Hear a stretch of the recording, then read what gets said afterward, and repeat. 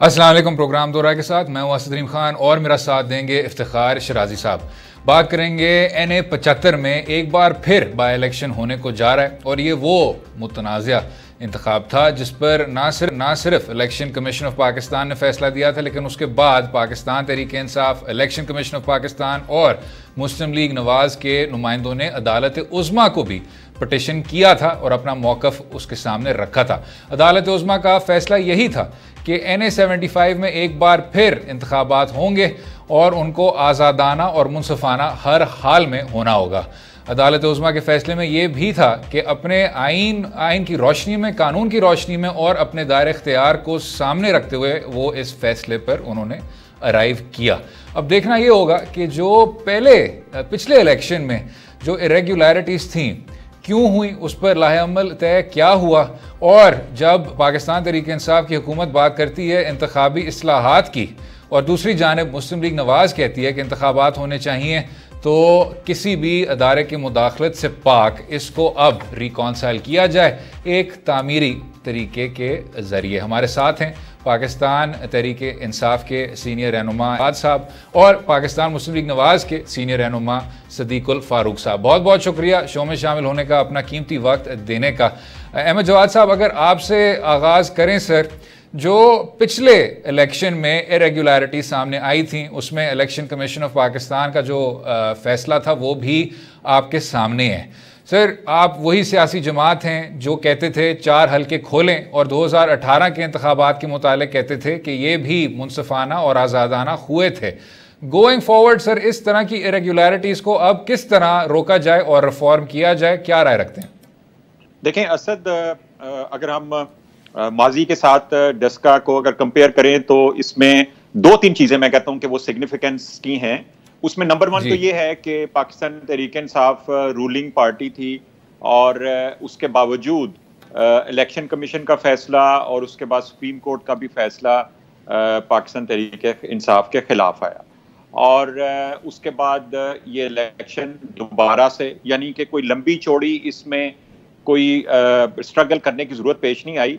पाकिस्तान के जो फोरम्स मौजूद हैं, यानी अगर आपको शिकायत है और इलेक्शन कमीशन और पाकिस्तान की अदालतें उसको रिजॉल्व कर दें, तो मेरा ख्याल है जो एहतजाज की सियासत है वो एक तो लंबी नहीं होगी और जल्दी फैसले होने से अगर कोई डेफिशिएंसी और कोई इरेगुलरिटी थी तो उसकी रेक्टिफिकेशन हो जाएगी।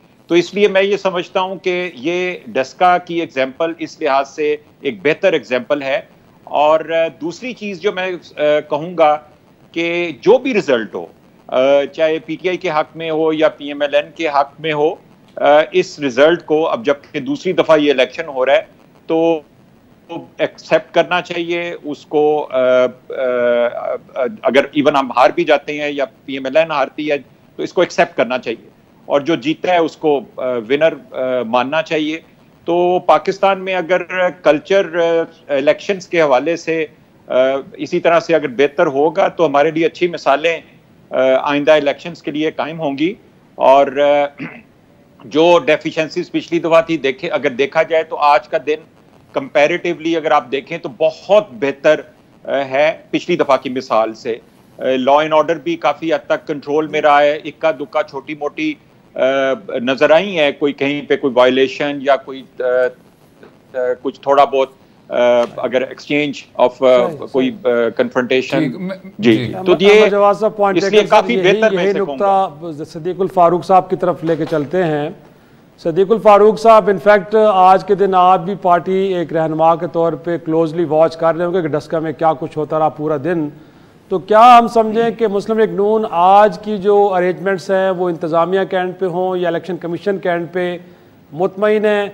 और जिस तरह अहमद जवाद साहब भी फरमा रहे थे कि जो जमात भी जीते आज के दिन खुले दिल के साथ फैसले को कबूल करना चाहिए और वो माजी की एग्जाम्पल नहीं दोहरानी चाहिए कि जो हार जाए वो धांधली का इल्ज़ाम लगाए, तो क्या लगता है आज का दिन ठीक रहा है आपके ख्याल में, चीज़ों को एड्रेस किया गया है? बिस्मिल्लाहिर्रहमानिर्रहीम। बहुत शुक्रिया शिराजी साहब और असद रहीम साहब दोनों का। मैं समझता हूँ कि अहमद जवाद साहब ने भी दुरुस्त कहा कि आज के इंतज़ामात मजमूई तौर पर जो इलेक्शन कमीशन ने किए बहुत अच्छे थे और वही के इक्का दुक्का वाक़यात तो हुए, लेकिन चूँकि ये इंसानों का माशरा है, फ़रिश्ते तो ना इलेक्शन करवाते हैं ना फ़रिश्ते वोट डालते हैं, तो कहीं ना कहीं कुछ ना कुछ छोटा मोटा मामला वाक़या तो होता है। और ये अल्हम्दुलिल्लाह जो हमारे दफ्तर में गैर सरकारी नताइज हमने जमा कर लिए हैं, तो उसमें मुस्लिम लीग नून जीत चुकी है ये इलेक्शन, और दोनों तरफ PTI और PMLN ने वहाँ भी ये ऐलान किया, खा वो राना सनाउल्लाह साहब हों या उस्मान डार साहब, कि जो भी इलेक्शन जीतेगा हम तस्लीम करेंगे। तो अगर इंतखाबात फ्री एंड फेयर हों, इंतज़ामात ऐसे हों और फॉर्म 45 पर सब के सामने दस्तखत हों और वही नताइज मुरतब होकर वो इलेक्शन कमीशन और इलेक्शन कमीशन से फिर उनका ऐलान हो जाए, तो पाकिस्तान के 72-73 साल का मसला हल हो जाएगा। इस तरह बिल्कुल आवाम के दिए गए वोटों के मुताबिक नुमाइंदगी मिलेगी और फिर किसी को भी एतराज़ नहीं होगा। ठीक। अच्छा अहमद जवाद साहब, आपने अभी सुना सदीकुल फारूक साहब की बात के एक जानिब मुस्लिम लीग नवाज़ और दूसरी जानिब पाकिस्तान तहरीक इंसाफ के नुमाइंदों ने, दोनों ने ये बात तस्लीम कर ली है कि जो भी आदमी जीतेगा उसको एक्सेप्ट किया जाएगा, नतीजे को भी एक्सेप्ट किया जाएगा। सिर्फ जब आपकी जमात बात करती है इलेक्टोरल रिफॉर्म्स की, इंतखाबी इस्लाहात की, और कहती है कि हिज़्ब इख्तिलाफ हमारा अब साथ दे, तो आप अब किस तरफ निकले हैं? क्या कानून साजी इलेक्ट्रॉनिक वोटिंग मशीन्स की होने को जा रही है? क्या इलेक्शन कमीशन ऑफ पाकिस्तान के इख्तियारात को मज़ीद मजबूत किया जाएगा? क्या लाया अमल तय किया सर? देखें असद, अगर हम इलेक्ट्रॉनिक वोटिंग की बात करें तो वो एक, आप कह सकते हैं एक फैक्टर है, लेकिन इलेक्शंस देखें, इसमें डिस्ट्रिक्ट एडमिनिस्ट्रेशन का रोल है, इसमें इलेक्शन कमीशन का रोल है, इसमें ROs हैं, इसमें प्रिजाइडिंग ऑफिसर हैं, इसमें एक पूरा सिस्टम इन्वॉल्व होता है जहां पे भी इलेक्शन होते हैं। तो हमें इस तरह इस्लाहात लानी चाहिए कि जिसमें, क्योंकि जैसे कुछ इलेक्शंस में इलेक्शन कमीशन का अपना कंडक्ट ठीक है, लेकिन शायद डिस्ट्रिक्ट एडमिनिस्ट्रेशन का नहीं होता, या किसी को एक से शिकायत है या दूसरे से शिकायत है। तो मेरा ख्याल है कि ओवरऑल सिस्टम को इसका एक ओवरऑल होना चाहिए इसको बेहतर करने के लिए। और इसमें कोई हर्ज नहीं है कि अगर डस्का के इलेक्शन को एक केस स्टडी के तौर पे ले लें, कोई हर्ज नहीं इसमें। अगर कोई हमारे एंड पे, हुकूमत के एंड पे कोई गलतियां हैं तो भी कोई हर्ज नहीं। अगर अपोजिशन पार्टी के एंड के ऊपर अगर कोई गलतियां हैं, वायलेशंस हैं, तो तब भी कोई हर्ज नहीं है। मेरा ख्याल है कि वक्त आ गया है कि अब इन चीजों से सबक हासिल कर लिया जाए, क्योंकि पाकिस्तान में पॉलिटिकल तो कोई शक नहीं अहमद जवाद साहब के वक्त तो बड़ी देर का आ चुका है कि होना चाहिए, क्योंकि पाकिस्तान के अंदर हर इलेक्शन को मुतनाज़ा इलेक्शन करार दिया गया है। लेकिन खान साहब के जो क्रिकेट के अंदर भी एक न्यूट्रल अंपायर के ऊपर बिलीव करते थे, उनका ख्याल है कि उसके बाद क्रिकेट के अंदर फैसलों के अंदर बड़ी बेहतरी आई। तो यहाँ पे भी कुछ सोच ऐसी है कि आप किसी और प्रोविंस से लोगों को लेके आए कि जो वहाँ के आके इलेक्शन को सुपरवाइज करें, क्योंकि उसी डिस्ट्रिक्ट के लोग जब होते हैं तो उनकी कहीं ना कहीं सियासतियाँ होती हैं, वो इन्फ्लुएंस हो रहे होते हैं। तो आपको लगता है कि रिफॉर्म्स के अंदर कहीं न्यूट्रल अंपायर की जो कॉन्सेप्ट है उसको इलेक्शन के अंदर भी कहीं इंप्लीमेंट किया जा सकता है? बिल्कुल, इंशाल्लाह। देखें, इमरान खान, ये तो उनकी नेचर के अंदर है। क्रिकेट में तो न्यूट्रल अंपायर्स की वजह से फिर दुनिया ने उसको फॉलो किया। अभी भी अगर आप सेनेट के इलेक्शन में देखें तो वो ओपन वोटिंग की बात कर रहे थे, वो भी एक ट्रांसपेरेंसी और न्यूट्रलिटी इन चीज़ों के मुताबिक ही है। तो आइंदा भी मैं समझता हूं कि अब जैसे उन्होंने स्पीकर असद कैसर को लिखा है कि आप अपोजिशन की दूसरी जमातों के साथ बातचीत करें, उनको एंगेज करें इलेक्शन इस्लाहात के हवाले से, तो मैं समझता हूं कि एक स्टार्ट तो ऑलरेडी हो चुका हुआ है। और मेरा ख्याल है कि डस्का का इलेक्शन जो भी रिजल्ट आता है वो भी एक हेल्पफुल होना चाहिए to understand the problem and to find the solution. और मैं इस चीज से पूरी तरह से मुत्तफिक हूं कि हमें यहां से ऑनवर्ड्स जो है हमारे मुल्क की बका जो है वो इलेक्शन इस्लाहात में है। न्यूट्रल अंपायर्स होने चाहिए और ट्रांसपेरेंसी होनी चाहिए हर मरले के ऊपर। एक सदीकुल फारूक साहब से भी छोटा सा सवाल करना चाह रहा हूँ, मासूमाना सा। सर, इस वक्त जो पिछला इलेक्शन हुआ है ज़िमनी, उसमें डिस्ट्रिक्ट एडमिनिस्ट्रेशन के ऊपर बड़े शदीद सवाल उठे हैं। लेकिन सर मेरा सवाल ये है कि ये जो एडमिनिस्ट्रेशन है ये तो शहबाज शरीफ दे गए थे सर, पिछले 10 साल इख्तियार कुल के मालिक रहे हैं सर। ये इंतज़ामिया दे के गए थे कि जो या तो गायब हो गई या इलेक्शन कमीशन के साथ वो तावन नहीं कर रही थी। देखिए शिराजी साहब, आपने मासूमाना सवाल में बड़े 2-4 चक्कर डाल दिए हैं, मैं उनको खोलता हूँ। पहली बात तो ये है कि ब्यूरोक्रेसी किसी पार्टी की ब्यूरोक्रेसी नहीं होती। कैसे उसे लिया जाता है, किस तरह ट्रेनिंग होती है, एक हुकूमत जाती है दूसरी आती है, उनका काम हर हुकूमत को सपोर्ट करना है, और अगर कुछ पर दबाव हो और वो गलत इस्तेमाल हो जाए तो फिर वो इंसान है और अपने अपने मफादात और लालच होता है। सूरत मैं आपसे ये अर्ज़ करूँगा कि जो इंतखाबी इस्लाहात और इंतज़ामी मशीनरी की बात हुई, देखिए मिसाल में हमारे साथ भारत है, वहाँ आपसे ज़्यादा कौन जानता है कि इलेक्शन होते हैं, पोलिंग बॉक्सेस जो हैं वो जमा होते हैं, उठा के सेंट्रल पूल में ले जाते हैं, वो 8 दिन के बाद गिनती शुरू होती है, कहीं इल्ज़ाम धांधली का नहीं लगता। हमारे यहाँ ये आज जैसे उन्होंने कहा है कि इसे एक टेस्ट केस बना लीजिए, यहाँ आज यानी कमोबेश साफ सुथरा काम हुआ, अब तकरीबन सब लोग मुतमईन हैं। असल बात क्या है, मेरे नज़दीक कोई मज़ीद इस्लाहात की ज़रूरत नहीं है मेरे नज़दीक। क्यों?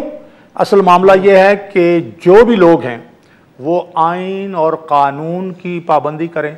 हम में से मेजॉरिटी मुसलमान है और बाकियों का भी मज़हब है, सब अपने आप को अपने अकीदे के मुताबिक अल्लाह के सामने जवाबदेह समझें और अपनी कानूनी अखलाकी हैसियत को अपना जवाबदेह समझें, फ्री एंड फेयर इलेक्शन करवाएं, अपनी ज़िम्मेदारी अदा करें, यकीन मानें कोई मसला नहीं। मैं एक मिसाल दूं, यहाँ पिंडी में मैं प्रेस क्लब के जो इलेक्शन कमेटी उसका चेयरमैन था। उससे पहले इलेक्शन होते थे, नतीजा अगले दिन निकलता था और कोई नहीं मानता था, हारने वाले हमेशा जो हैं वो कहते थे हम नहीं मानते। मुझे जब चेयरमैन बनाया तो मैंने एक सिस्टम बनाया, दोनों पार्टियों के 5-5 लोगों को बिठा के बैलेट पेपर दिए, उनको कहा कि भाई जिस वोट पे एतराज़ हो बताएं आप, लीजिए जी 2.5 घंटे में हमने नतीजा दिया, हारने वाले मान के गए और जीतने वाले खुश।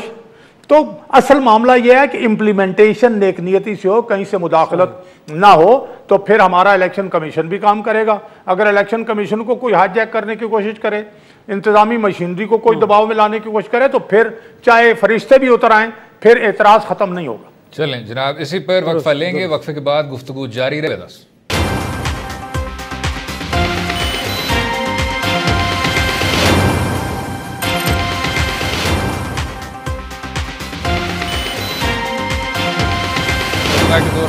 गुफ्तगू जारी है। मरकज़ी इंफॉर्मेशन सेक्रेटरी पाकिस्तान तहरीक इंसाफ अहमद जवाद साहब के साथ और साथ में पाकिस्तान मुस्लिम लीग नवाज़ के सीनियर रहनुमा सदीकुल फ़ारूक साहब के साथ। सदीकुल फ़ारूक साहब, अभी जो फवाद चौधरी साहब ने बात की कि आप हमारे साथ बैठें, इस्तीफ़ों की सियासत के जो दिन हैं वो ख़त्म हो गए हैं, अब बात करते हैं इस्लाहात की सियासत की। इसी प्रोग्राम पर सर शाहिद खकान अब्बासी साहब ने कहा कि बात ये नहीं है कि हम बैठें और बात करें, बल्कि उन्होंने आपकी ही बात की सदीकुल फ़ारूक साहब कि आप अब जो अदारे हैं वो अपने दायरे में रहें और जो आइन है और कॉन्स्टिट्यूशनल प्रोसेस है उसका एहतराम करें।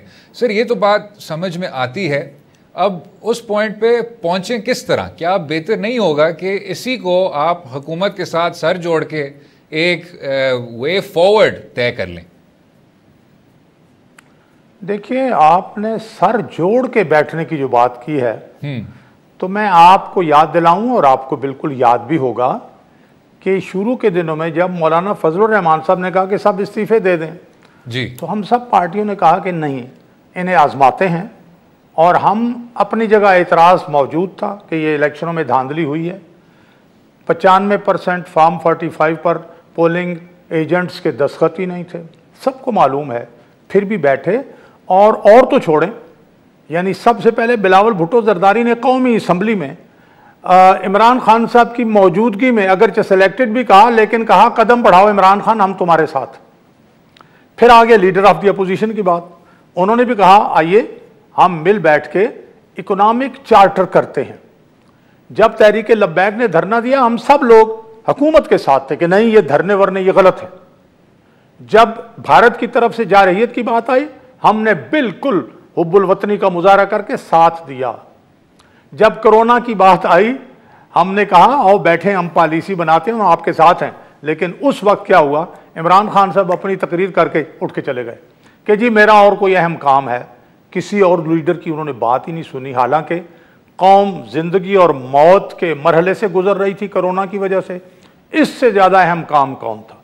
इसके अलावा एक माहौल पैदा होता है, कुछ हमारी रिवायात हैं, कुछ सलाम दुआ। मैं तो ये समझता हूँ अगर इमरान खान जिस वक्त अपना बिलावल भुट्टो जरदारी ने नारा लगाया, वो उठ के उनकी सीट पर जाके उनके कंधा थपथपाते और कहते आपने बहुत अच्छी बात की, उनका हाथों में उनका हाथ अपने हाथों में लेते। इसी तरह शहबाज शरीफ के साथ मुजाहरा करते और बड़े दिल गुर्दे का मुजाहरा करते हुए सबको साथ लेके चलते, तो आज पाकिस्तान जिस दलदल में है, जिससे हम भी आवाम के मफाद में, रियासत के मफाद में निकालना चाहते हैं, तो यहां आना पाकिस्तान इस दलदल में ना पहुंचता। अब माहौल कौन बनाएगा? अब देखना यह है कि माहौल कौन बनाएगा। क्या यह वक्त मुनासिब है या हुकूमत किसी मुश्किल में फंसी हुई है, वो इस किस्म की बातें करते हैं? तो अगर कहीं कोई अच्छा माहौल पैदा कर दिया जाता है, हो सकता है वो जो बात करना चाहते हैं उसके लिए सारे लोग इकट्ठे हो जाए। अब कह तो दिया उन्होंने तो कह दिया कैमरों के सामने बैठ के, ऑफर तो कर रहे हैं सर। कहने में और करने में, शिराजी साहब, कहने में और करने में, कौल में और फेल में बड़ा फर्क है। इसीलिए मैंने अर्ज किया माहौल बनाए पार्लियामेंट के अंदर भी बाहर भी। क्या माहौल बनाना इमरान खान साहब के बस में है, ये देखना। ठीक, मैं अहमद जवाद साहब की राय फारूक साहब शामिल कर सर, लूं। ये बात तो बिल्कुल ठीक कह रहे हैं। वो कहते हैं ना जैसे कि आपको तो शाखे जैतून ऑफर की गई थी जब 2018 की असेंबली बनी थी, बट आपने बजाय दोस्ती का हाथ थामने के उल्टा चोर नहीं छोड़ेंगे नारे लगाना शुरू कर दिए। सर इस बात को तो आप ही तस्लीम करें ना कि आपको 2.5 बरस लगे, उसके बाद आपको समझ आइए कि नहीं, जब तक अपोजिशन साथ खड़ी नहीं होगी इस मुल्क के अंदर कोई अच्छी कानून साजी नहीं हो सकी। सर कम से कम इसका एतराफ तो होना चाहिए ना कि 2.5 बरस लग गया आपको, पौने 3 साल कीमती वक्त जाया हुआ, पौने 3 साल। बिल्कुल ठीक है जी। अच्छा इफ्तिखार साहब, आपने बिल्कुल एक अच्छा इस्तारा इस्तेमाल किया है, शाखे जैतून। अब जरा मैं अगर ये कहूँ कि 2013 के इलेक्शन के बाद एक ऐसा ही शाखे जैतून इमरान खान ने भी असेंबली में खड़े होके PMLN की उस वक्त की हुकूमत को ऑफर किया था, और वो क्या था कि हम आपकी जीत को कबूल करते हैं, लेकिन ये सिर्फ 4 हलके इनको खोल दें। और उन 4 हलकों को ना खोलने की वजह से आप देखें कि उसके बाद इस मुल्क में कितनी इंस्टेबिलिटी हुई। मैं इसको डस्का के इलेक्शन के साथ कंपेयर करूंगा कि डस्का के इलेक्शन की यही मैं वो सिग्निफिकेंस बता रहा था कि एहतजाज हुआ, PMLN ने उसके ऊपर एहतजाज किया, इलेक्शन कमीशन से एहतजाज किया, उन्होंने फैसला दे दिया दोबारा वहां पे इलेक्शन हो जाए। तो यही चीज अगर 2013 के इलेक्शन में अगर उन हलकों को खोल दिया जाता तो मेरा ख्याल है एक अच्छी रवायत पड़ जाती। जब आप एक अच्छी रवायत की बुनियाद नहीं डालते तो फिर आप बाद में क्या तवक्को करते हैं कि फिर कहां से वो रवायात आएंगी। लेकिन मैं तो अब ये कहूंगा कि बाई गॉन इज गॉन। अब हमें आगे की तरफ देखना चाहिए। मैंने कहा है कि डस्का का इलेक्शन जो है यहां से ऑनवर्ड्स हमें आगे देखना चाहिए। अच्छा, और अगर साहब बिल्कुल ठीक सर, अगर एक मुख्तसरन सा सवाल कर लें। जी कर लें, मुकम्मल कर लें बात अपनी। मैं इसका जवाब जल्दी से दे दूं। देखिए, इमरान खान साहब ने फिर कहा पूरे इलेक्शन मैं नहीं मानता, और इसके लिए मेरी मर्जी का जुडिशल कमीशन का सरबराह बनाए। 1 मिनट, उसके बाद की बात, लेकिन मैं बता रहा हूं फिर सारे इलेक्शन के लिए इमरान खान साहब के एक लम्हा इमरान खान साहब की पसंद के रिटायर्ड जज साहब को उसका सरबराह बनाया गया, और उस कमीशन ने जो रिपोर्ट दी वो सबके सामने है। तो फिर उसको मान लेते हैं ना। फिर हमने मान ली बात कि आप सारे इलेक्शनों को कहते हैं रिग्ड हैं, चलें ठीक है। और उन्होंने मिसाल दी कि जिस तरह अफगानिस्तान में सारे इलेक्शनों का ऑडिट हुआ है, हमने वो ऑडिट करा दिया ना भाई, फिर उसके बाद बिस्मिल्लाह करते ना। दूसरी एक और बात, NRO अहमद जवाद साहब माशाल्लाह बहुत अच्छे बेहतरीन आदमियों में से हैं जो किसी वजह से तहरीक इंसाफ में हैं। ये खुद हल्फन बता दें कि क्या इमरान खान साहब के पास एनआरओ के कोई इख्तियारात हैं या थे? एनआरओ नहीं दूंगा, एनआरओ नहीं दूंगा, ये क्यों कहते रहे? ठीक, ये गलत। Siddiqul Farooq sahab, just 1 second sir. Ahmed Jawad sahab, अगर ये सारे सवालात हम बस जरा समेट लें तो वही बात है सर कि क्या बेहतर ना हो कि पाकिस्तान तहरीक इंसाफ की जो सीनियर क़यादत है, आप बिल्कुल दुरुस्त फरमा रहे हैं, आप कह रहे हैं बायगॉन्स डस्का का इंतखाबात आपके सामने हैं, अब सब मिल बैठकर इन मसलों के हल निकालते हैं। सर, जो एक तरह से एक अग्रेशन है, एक टोन है, यहाँ अक्सर पीपल्स पार्टी और मुस्लिम लीग नवाज के नुमाइंदे ये गिला करते हैं कि हमें चोर कहा जाता है, डाकू कहा जाता है, एनआरओ की बात की जाती है, तो क्या तौर तरीका ज़्यादा तामीरी हो सकता है? देखें, यस, एक चीज तो मैं जरूर कहूंगा कि अगर, लेकिन देखें, इसका इन्हिसार सिर्फ पीटीआई पे नहीं है, बल्कि इसका इन्हिसार पीएमएलएन पे भी है और पीपल्स पार्टी पे भी है कि अगर तीनों जमातों के अंदर लीडर्स, खासतौर पे लीडरशिप जो है, अगर वो अपनी बातचीत और चाहे वो डिबेट पार्लियामेंट के अंदर है, चाहे वो टॉक शोज के अंदर है, मीडिया के सामने है, अगर उस बातचीत में अग्रेशन अगर हम ख़त्म कर लें और सिर्फ अगर एक लॉजिक से और एक फैक्चुअल तरीके से बातचीत की जाए, तो मेरा ख्याल है जब लीडरशिप उसकी मिसाल रखेगी तो इंशाल्लाह बाकी भी जो वर्कर्स हैं या पॉलिटिकल जो ट्रेडिशन या ट्रेंड सेट होगा वो उस लीडरशिप की वजह से होगा। लेकिन इसमें पीटीआई को खाली जो है इल्ज़ाम नहीं दिया जा सकता। ये 70 की दहाई से ये पाकिस्तान के अंदर एक पॉलिटिकल कल्चर है जिसमें एग्रेशन भी है और जिसमें गाली गलोच भी है। मैं उन वाकयात का भी अभी जिक्र नहीं करूंगा क्योंकि फिर हम एक और तरफ चल पड़ेंगे कि जिसमें जिस तरीके से पीएमएलएन और पीपल्स पार्टी ने एक दूसरे के खिलाफ जो पॉलिटिकल पोजीशंस माजी में ली हैं, तो ये तो हमारा वो कल्चर था जो कि इन दो पार्टियों की वजह से डेवलप हुआ और उसमें फिर उस कल्चर को मजीद तवालत मिली और हम आज उसको कंडेम कर रहे हैं और हमें सबको कंडेम करना चाहिए। एनआरओ का जहां तक ताल्लुक है, देखें माजी के, अगर मुझे इजाजत दें मैं एनआरओ का सिर्फ बड़ा मुख्तसर सा जवाब दूंगा कि देखें माजी में एनआरओ चाहे मुशर्रफ से नवाज शरीफ एक खुफिया एग्रीमेंट करके सऊदी अरब चले जाते हैं या मुशर्रफ के आखिरी दौर के आखिरी सालों में एक एनआरओ करने के बाद दोनों पार्टियां बल्कि तीनों चारों पार्टियां उनके तमाम लोगों को एक आम माफी मिल जाती है। आप मुझे बताएं ये एनआरओ कहां तैयार हुए थे? एनआरओ तो हमेशा एक बैकडोर चैनल से डिप्लोमेसी होती है और उसके जो टर्म्स और कंडीशंस हैं वो भी खुफिया तौर पे होते हैं। अवाम के सामने तो वो सऊदी अरब वाला लेटर जो है वो तो 8 साल के बाद सामने आया था। ठीक जनाब, तो इसी तरह से जो एनआरओ मुशर्रफ ने दिया, सिर्फ वक्फे के बाद जवाब लेंगे, रहिएगा हमारे साथ।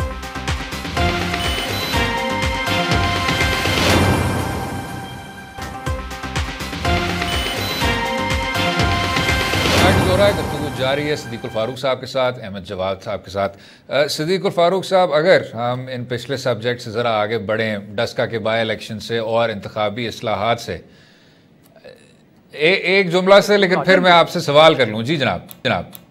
ज़रूर ज़रूर ज़रूर। देखिए, एनआरओ के लिए मार्शल चाहिए था जो इस वक्त शुक्र खुदा का नहीं है और वो इख्तियारात नहीं है। बैकडोर के राब्ते की बात करते हैं, वो सुप्रीम कोर्ट ने फिर एनआरओ ख़त्म भी कर दिया। दूसरी बात कहते हैं कि अगर हम सब छोड़ दें, देखिए फेंटा लगाऊंगा, आईजी मैं तुम्हें अपने हाथ से फांसी दूंगा, इस तरह की बातें ये इमरान खान साहब की हैं। और उसके मुकाबले में नवाज शरीफ साहब जब ये गिरे तो लाहौर में उनके घर गए, फिर अभी जब ये वज़ीर आज़म थे 2014 के शुरू में फिर बनी गाला इनके घर गए, इनके मुतालबे पे सड़क भी बनवा कर दी।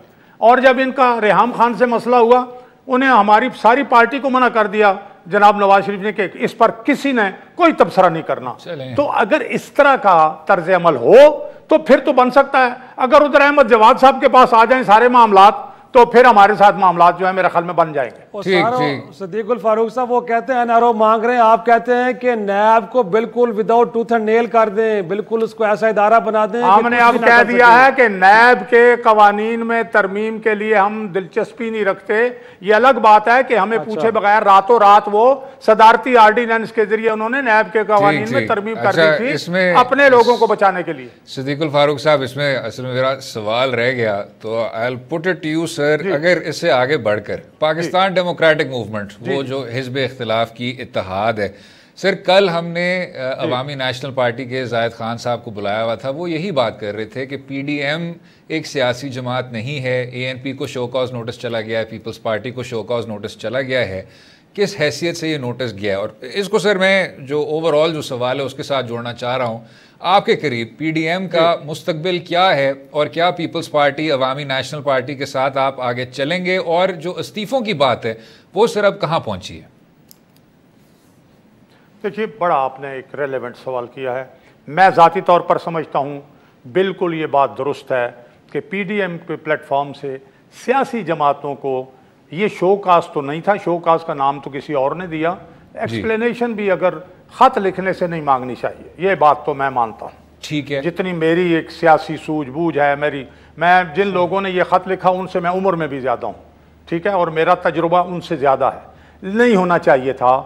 दूसरे, लेकिन ये मामला बड़ा कहाँ से, देखें ना, हमने वादे पूरे कर दिए सेनेट के इलेक्शनों में, हमने गिलानी साहब को पूरे वोट दिए, चेयरमैन के लिए भी, डिप्टी चेयरमैन जिन्होंने बनना था, फिर कायदे इसका मतलब है खाकाना वाजी साहब जल्दी करके ना है तो बड़े तजर्बाकार प्राइम मिनिस्टर देखो, सदीकुल फारूक साहब आप फरमान, मैं जड़ी गल की थी ये मैं पूरे एतमाद नाल, और मैं जो बात कहना चाहता हूँ वो ये है कि पीडीएम का जो मंशूर है 26 निकाती, जिसकी समरी 12 निकात में है, इस मुल्क में मुकम्मल आइन का दौर दौरा हो, कानून की हुक्मरानी हो, मीडिया आज़ाद हो, किसी एजेंसी का किसी का सियासत में इंतखाबी अमल में दखल ना हो, अपने दायरा कार में हर कोई रहे, ये बड़ा मुक़द्दस जो है मंशूर और प्रोग्राम है। ये सब इसके सिग्नेटरीज हैं, इन्होंने दस्तखत किए हुए हैं। इनसे पीछे हटना, मैं समझता हूँ फिर ये साबित करना है मैं पीछे हटूँ या जो भी सिग्नेटरी है, इसका मतलब है ये हमें प्रोग्राम अजीज नहीं है।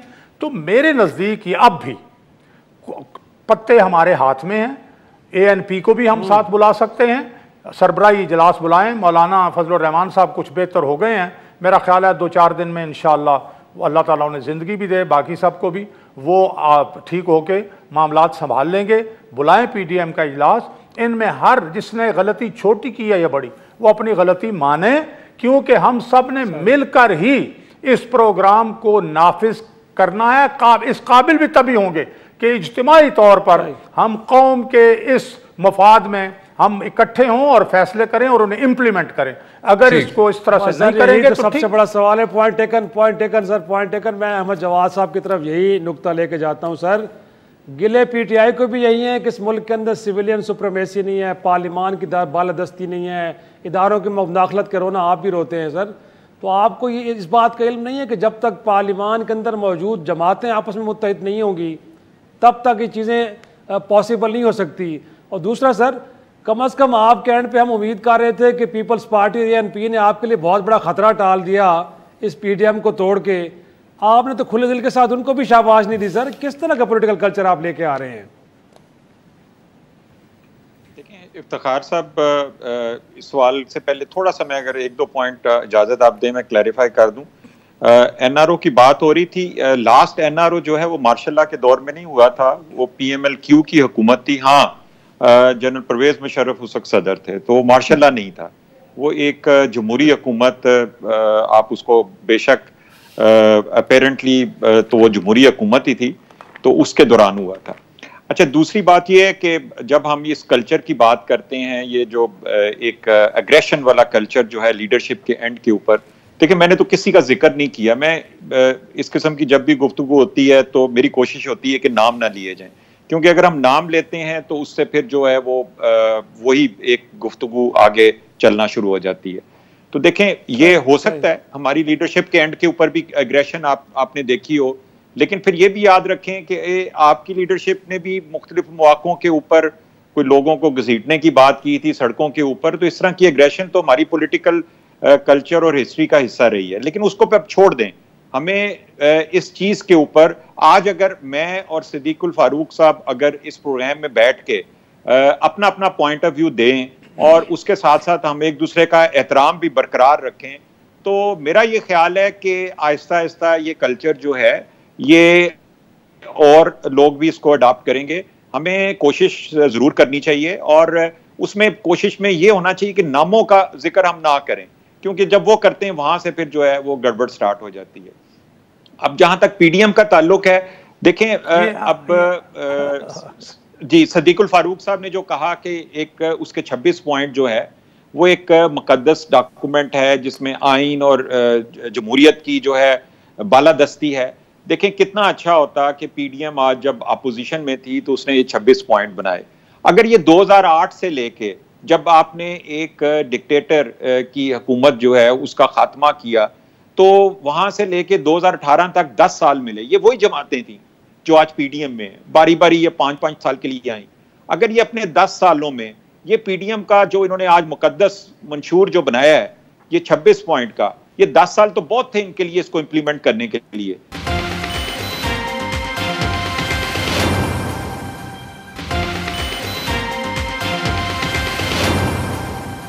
अहमद जवाद साहब, अगर मैं शराजी साहब का जो उनका पहला सवाल था, आपने सर अभी ये दिलचस्प बात की कि मुस्लिम लीग काफ की हुकूमत थी, मुंतखब हुकूमत थी अभी, लेकिन साथ में ये भी कि परवेज़ मुशर्रफ साहब एक फ़ौजी आमिर थे और आमिरियत को फारिग किया गया था 2008 में। सर यही नज़रियाती तनकीद एक होती है पीडीएम की जानिब से पाकिस्तान तहरीक इंसाफ पर कि आपके सवाल में मैं ऐड कर दूं एक information, just 1 second Sadiqul Farooq साहब, कि क्योंकि काबीना में भी ज़्यादातर पाकिस्तान मुस्लिम लीग काफ के जो एक्स लीडरान हैं वो शामिल हुए होते हैं। मुशर्रफ साहब की जो ट्रायल का सारा सिलसिला था उसमें पीटीआई ने भरपूर एक दफा की थी। और जो शराजी साहब का मैं एक सवाल एक बार फिर दोहरा रहा हूँ कि जब बात की जाती है कि एक मुंतखब हुकूमत होनी चाहिए जो अपने तमाम इख्तियारात को एक्सरसाइज करे, वो देखने को नहीं मिल रहा, एक हाइब्रिड निज़ाम है, उस हवाले से सर क्या राय रखते हैं आप? देखें ये सवाल बड़ा दिलचस्प सवाल है और बड़ा पर्टिनेंट सवाल है, और मेरा ख्याल है कि शायद इसके जवाब में पाकिस्तान का सियासी मुस्तकबिल भी है। इसलिए मैं इसको एक अपनी ज़ाती ओपिनियन मैं इसमें पेश करूंगा कि अगर हम चाहते हैं कि सिविल इदारे उनकी बालादस्ती हो, आइन की, जमहूरियत की, तो यस पॉलिटिकल पार्टीज, बड़ी जमातें ख़ास तौर पे, उनको आपस में एक दफ़ा बैठ के ये तय करना पड़ेगा कि बजाय इसके कि हम जब एक हुकूमत में आए और सब मिलके उसको नीचे गिराने की कोशिश करें और फिर दूसरे की आए और वही वाला रोल जो है वो दूसरे के पास चला जाए, तो अगर हम एक फ्री एंड फेयर इलेक्शन, जो कि इस प्रोग्राम के आगाज में बात हुई थी, अगर इलेक्शंस पाकिस्तान के अंदर फ्री एंड फेयर हों और जिसमें ट्रांसपेरेंसी हो, जिसमें न्यूट्रलिटी हो, शिकायत जो हैं वो कम हो जाएं, ट्रांसपेरेंट हो जाएगी जब चीज, तो फिर आप एतराज नहीं कर सकते। उसके ऊपर आगाज, नुक्ता आगाज जो है पाकिस्तान के सियासी मुस्तकबिल का, वो इलेक्शन रिफॉर्म्स के ऊपर है जिसमें सारी जमातों को पार्टिसिपेट करने की जरूरत है, ताकि एक ऐसे मसवदे के ऊपर मुत्तफिक हों कि जिसके ऊपर सबको इत्तफाक हो। ये ना हो कि कहें कि ये तो पीटीआई ने कुछ बनाया था या किसी और ने बनाया था। सदीकुल फारूक साहब, इसमें एक तो यह ऐड कीजिएगा, दूसरा सर माजी तो तारीख भरी पड़ी है कि लोग, सियासतदान पार्लियामान से ताकत लेने के बजाय कहीं और से लेते रहे। सर इस बात को भी तस्लीम करें ना कि ये रविश ने भी सिविल इदारों को कमज़ोर किया है।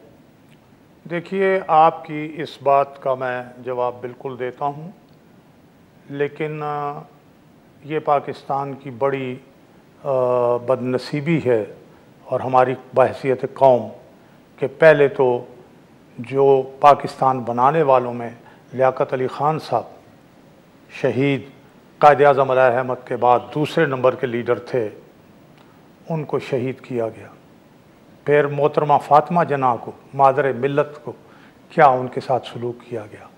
जो असली और सही जेन्युइन लीडर्स थे, 6000 को एब्डो लगा के उठा के फेंक दिया गया। फिर यहाँ क्या कुछ नहीं हुआ, पीछे बैठ के किसने ये सारा कुछ किसके कहने पे किया।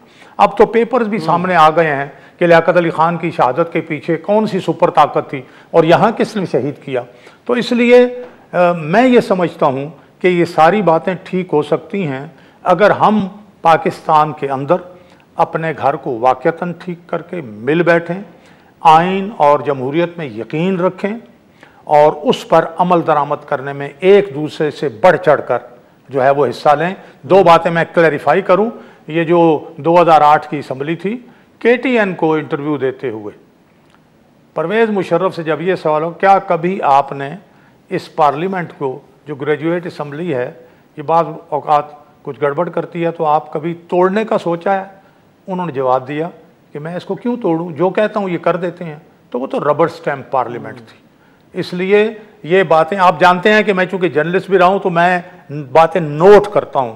ये बात मैं पूरे वसूख से आपके ज़रिए कह रहा हूं। दूसरी बात जो मैं कहना चाहता हूं वो ये है हुजूर कि ये जो चार्टर ऑफ डेमोक्रेसी हुआ था, मीसाक जमहूरियत, उसमें उसकी बहुत स्टालवर्ट जो है बड़ी लीडर जनाब नवाज शरीफ साहब के अलावा बेनज़ीर भुट्टो साहिबा को 2007 दिसंबर में शहीद कर दिया गया। अगर वो रहती तो मामलात आगे बढ़ते, फिर उसमें ऊंच नीच हुई। अब भी जो मामलात अगर इस तरफ बढ़ते हैं, यही पीडीएम आगे बढ़ती है, इसका दायरा और वसी होता है। सारे मारूजी तौर पर ऑब्जेक्टिवली सोचते और अमल करते हैं, पाकिस्तान के मुस्तकबिल और हमारी कौम और हमारे बच्चों के बच्चों का मुस्तकबिल सारे इदारों समेत मैं कहता हूं तकाजा इस बात का करता है कि हम इसको अपना लें और आगे बढ़ें।